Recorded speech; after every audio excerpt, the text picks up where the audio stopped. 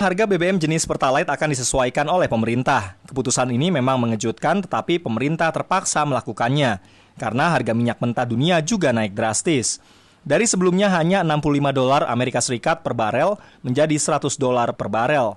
Penyesuaian harga juga dilakukan karena beban subsidi terlalu banyak. Jika harga BBM tidak disesuaikan, maka pemerintah harus menanggung subsidi lebih dari 500 triliun rupiah. Beban ini sangat berat sehingga mau tidak mau, subsidi harus dikurangi. Menteri Koordinator Bidang Perekonomian Airlangga Hartarto menyatakan bahwa bantuan sosial disiapkan sebagai bantalan atas kompensasi penyesuaian harga BBM. Bansos adalah kompensasi dari kenaikan harga bahan bakar, agar rakyat kecil bisa menikmati manfaatnya. Langkah pemerintah ini patut diapresiasi karena tidak mengabaikan suara rakyat kecil. Mereka layak diberi bansos karena memang membutuhkannya dan bisa dimanfaatkan untuk dibelanjakan. Misalnya untuk membeli sembako dan kebutuhan sehari-hari.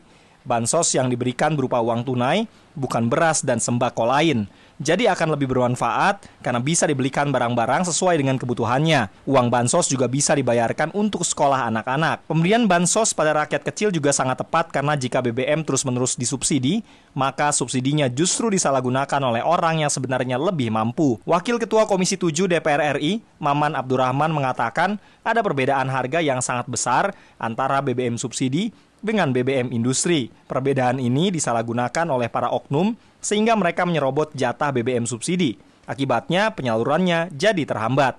Oleh karena itu, banyak orang yang mengapresiasi pemberian bansos BBM karena ketepatannya. Tidak seharusnya subsidi BBM disalahgunakan dan jika ada pelanggaran akan susah mengontrolnya. Namun, dengan penyesuaian harga Pertalite dan pemberian bantuan sosial akan meminimalisir penyalahgunaan tersebut. Penyesuaian harga BBM subsidi menjadi sangatlah penting untuk dilakukan oleh pemerintah. Hal tersebut dikarenakan untuk bisa mewujudkan pengelolaan APBN yang jauh lebih efisien demi menjaga kokohnya perekonomian tanah air dan bisa terhindar dari risiko resesi. Pengamat politik ekonomi Kapitra Ampera mengatakan bahwa negara harus bisa menyiapkan subsidi untuk berbagai macam hal. Termasuk yang paling banyak dianggarkan adalah demi bisa mengendalikan dan memutus mata rantai pandemi COVID-19.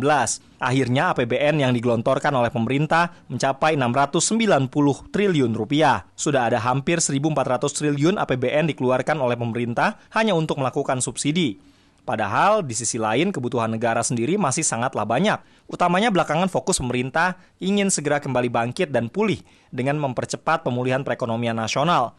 Tentu hal tersebut juga membutuhkan anggaran yang tidak sedikit. Kapitra Ampera menyatakan bahwa penyesuaian harga BBM subsidi merupakan suatu keniscayaan demi bisa menyelamatkan perekonomian bangsa.